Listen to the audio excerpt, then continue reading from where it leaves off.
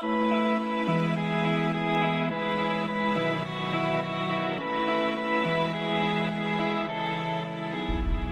prospective history students, this is Paolo Israel and I am the chairperson of the Department of History at the University of the Western Cape. You are considering studying with us, which I think is a very good idea, as we are held to be one of the best history departments in the country. Our curriculum is centered around African history, so you're going to be learning the history of the continent and of South Africa in your undergraduate year and should you pursue postgraduate studies. Our department is a research heavy department. All the members have PhDs and we are all actively engaged in research. The department produces cutting-edge research in a variety of areas such as political biography, the history of the liberation struggle, visual history, oral history, forensic history, the history of anthropology, activism and archives, experimental historical writing, struggles for land restitution, popular culture, gender and African history, and much more. We have a vibrant graduate culture with many MA and PhD students, and this graduate culture translates directly into a culture of tutors nurturing undergraduate students. We have a strong cohort of tutors who are very caring and very engaging and very attentive to the need of undergraduate students. We are all a very accessible and friendly bunch, and we like to mingle with our student as much as that has become difficult in such times of COVID crisis. Let me not say much more, as we're going to have 4 of my colleagues and 3 of our students who are going to present on various aspects of the department's undergraduate and postgraduate offering. Welcome. Hello, my name is Bianca van Loon and I'm a lecturer in the History Department at the University of the Western Cape. I'm part of the team that teaches the first year history course, and so I've been asked to speak to you a little bit about our course. So in the history first year course, we study, discuss and debate the changes that happened along the eastern and western coastlines of Africa between the 11th and 19th centuries. The central theme of this course is the production of history. And so we look at how historians collect evidence from various sources of knowledge, how they interpret and use such evidence to produce history, and how these processes sometimes produce different or conflicting interpretations or arguments. The course is aimed at assisting you as the student to identify and understand the different interpretations of the same historical event, in helping you to develop the means to assess the value of these conflicting interpretations, and most importantly, in enabling you to develop your own historical argument. So unlike history at high school, we are less interested in how many facts and dates you can memorize and recite, and we are more interested in how you learn to develop your own voice and your own historical argument. The main feature of this course is the debates, which take place in the lectures and which students love. What happens is 2 lecturers holding different opinions on a topic or question will perform and act out the debate in the lecture room, and students will be then invited to join in the debate.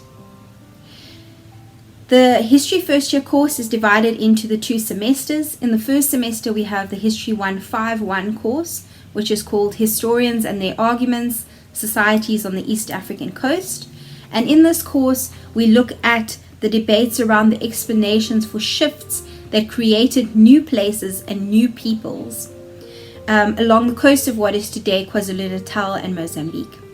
We look at the formation of states in southern Africa or kingdoms in the early 1800s, and we look at the representations of Shaka as one such state or kingdom builder. We look at the debates around the term or the idea of the Mfecane. And then the second term, we move to what is today the Eastern Cape in South Africa. And we look at the cattle killing movement among the Amaxhosa in the 1850s. And there we look at the contrasting interpretations by different historians around this event. In the second semester, we have the second course, History 152, which is called Historians and the Interpretation of Evidence, Societies on the West African Coast.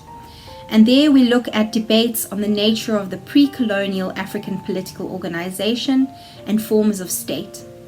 We look at trade systems along the eastern and western coasts of Africa, so along the Indian Ocean and the Atlantic Ocean, and we look at the beginnings of what would become the Atlantic slave trade. We hope that you will join us in History 1, and we look forward to welcoming you to our course. Hi there, aspiring UWC student. My name is Mishka Lewis. I am a second year master's candidate in the history department as well as a first year tutor. Currently, my research looks at how artists invoke and remember histories of slavery as well as indigeneity in the Cape Town, even in the absence or evasiveness of archival material. My study background has made me realize that history is not the linear study of the past, but it's about confronting and challenging the present as well as reimagining our futures. Being at the UWC History Department has given me an opportunity to think creatively and innovatively about research challenges and issues.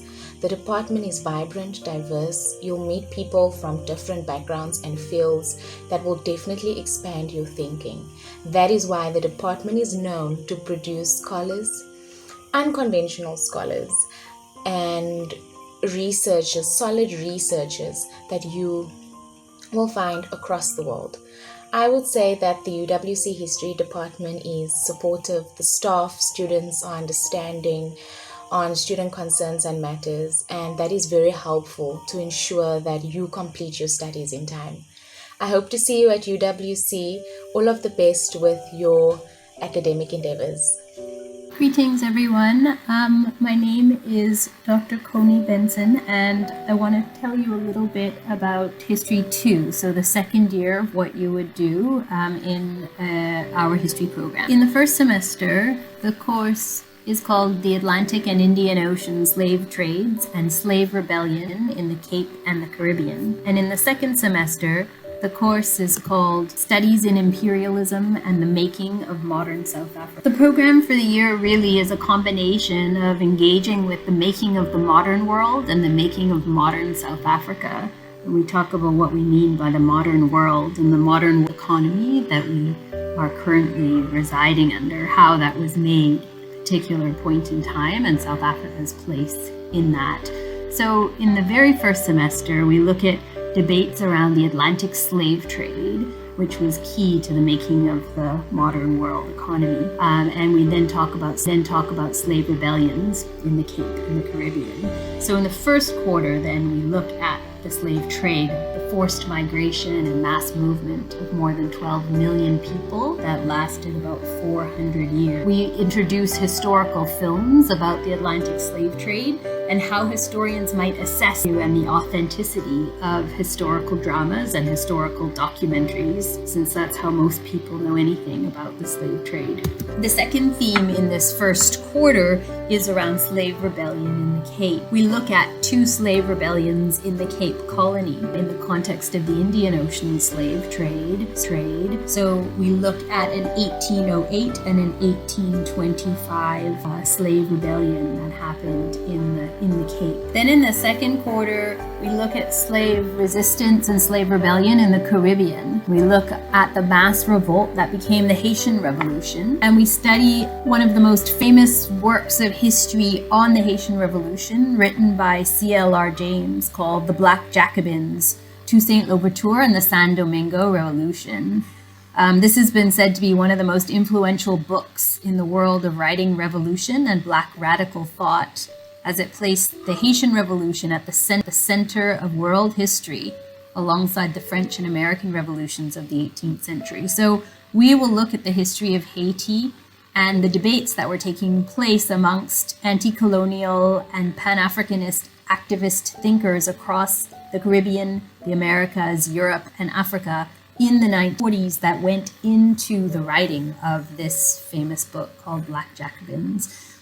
We also look at debates on putting emancipation into practice with the victory of the slave rebellion, and then what some newer history works have been around the Haitian Revolution. Feminist scholars who are looking at the Haitian Revolution from the perspective of women and African-born slaves involved in the uprising and its aftermath.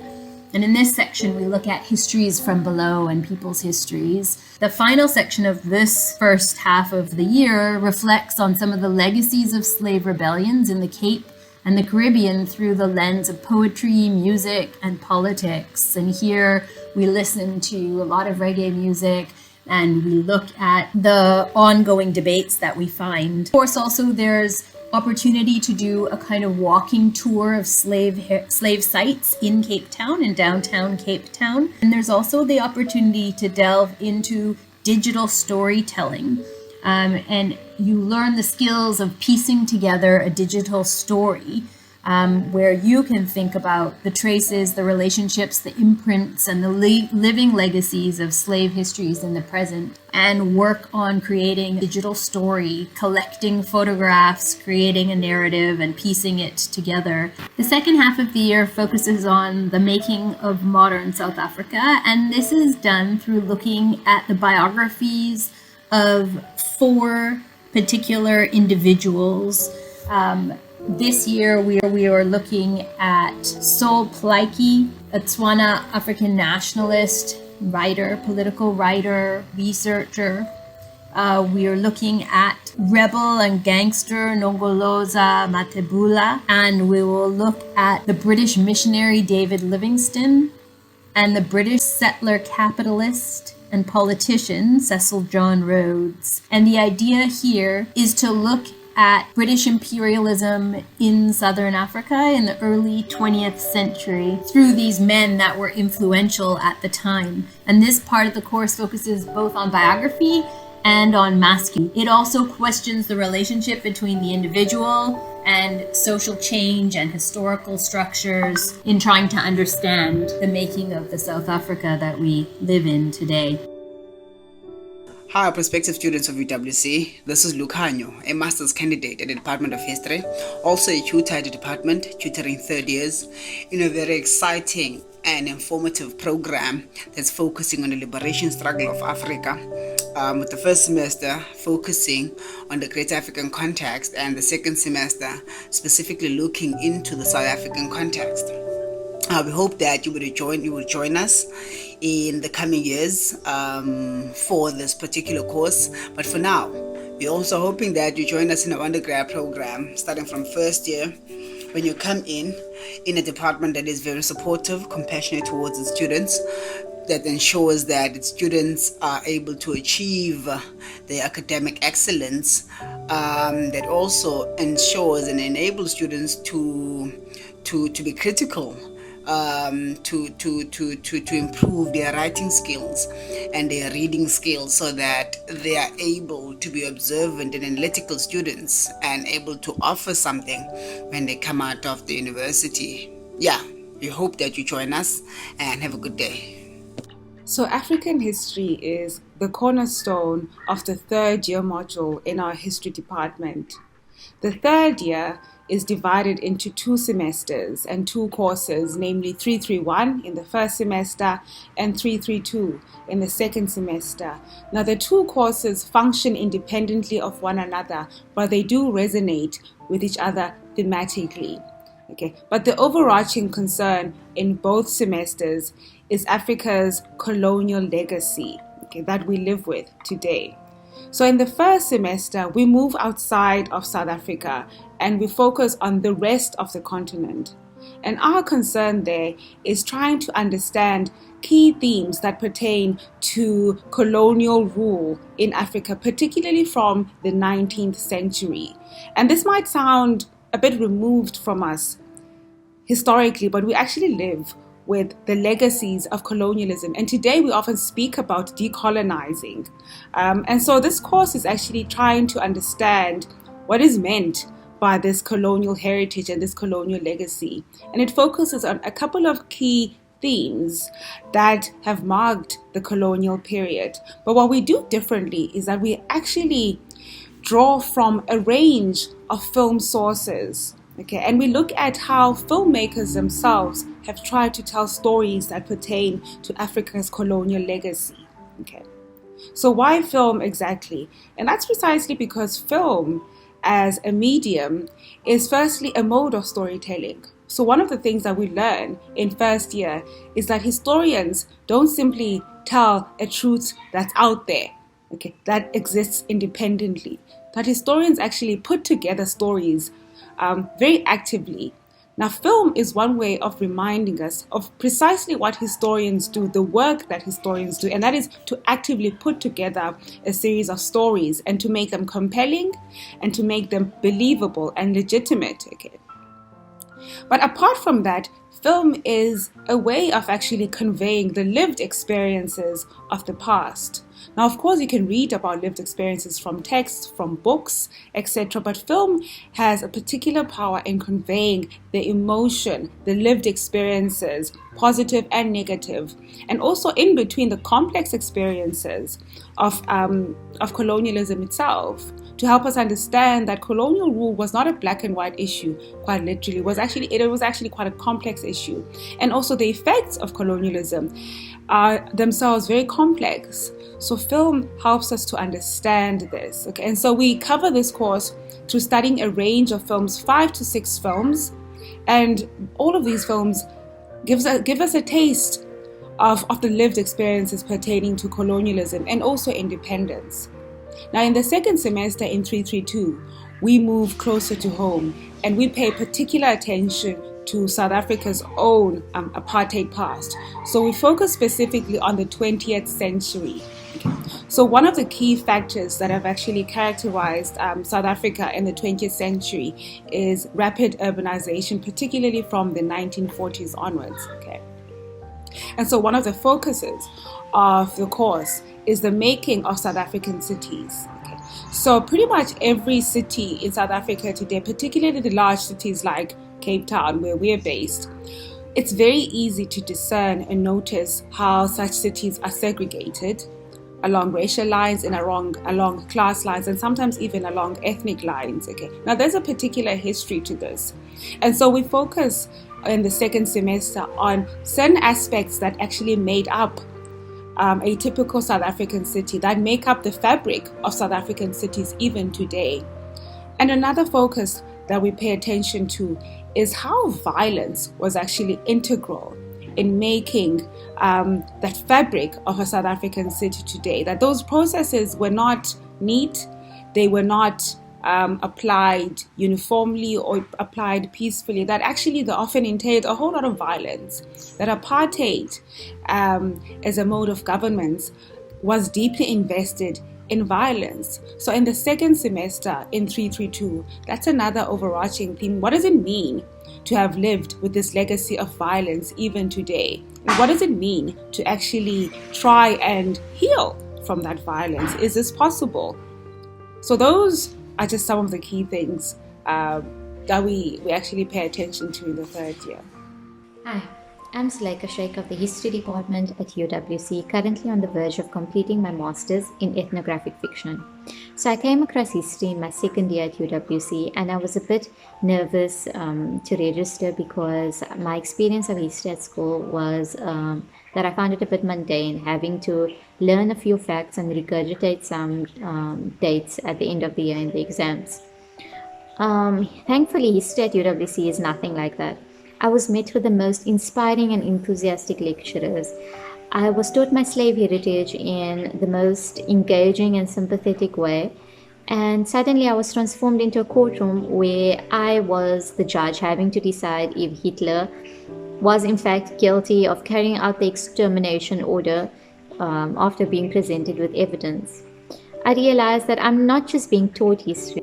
I want to start by showing you some of the more recent publications of the colleagues in the Department of History, a group of senior scholars, younger scholars, all working at the cutting edge in areas of history of anthropology, visual history, history of Mozambique, museum and heritage studies, activist archives, collaborative history approaches, experimental history writing, political biography and national liberation movements, urban history, and the courses that we offer fit very well with these areas of expertise. And so you will be taught by active scholars working at the cutting edge or involved in international partnerships, and so you would come into one of the most exciting departments of history in South Africa and internationally, which has been chosen by some of the leading young scholars as their place, their preferred place to study. We offer an honours degree, a master's by coursework and mini thesis, a master's by thesis, and a doctoral degree, a PhD by dissertation. The honours program and the master's by coursework and mini thesis program have core courses which emphasize historiography and key concepts in history, which focus on archive, evidence, voice, and narrative, which also try to come to grips with voice, with oral tradition, oral history, music, performance, visual materials, which examine such debates as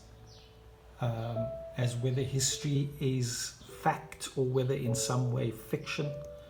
We have an exciting bunch of elective courses, political biography and national liberation movements in South Africa, offers a way to think about the place of biography in resistance struggles, where biography was a form of political mobilization and contestation. We have a long-standing course, a module on visual history, where students not only come to grips with the history of photography and learn to analyze images and how to take photographs with practical sessions, but they also come to grips with how to think of photographs as a form of history, as a genre of history. We have a long-standing course as well on the history of anthropology, with some focus on the archive of Godfrey and Monica Wilson at the University of Cape Town, that is interested in the relationship that anthropologists had with informants and with their research assistants.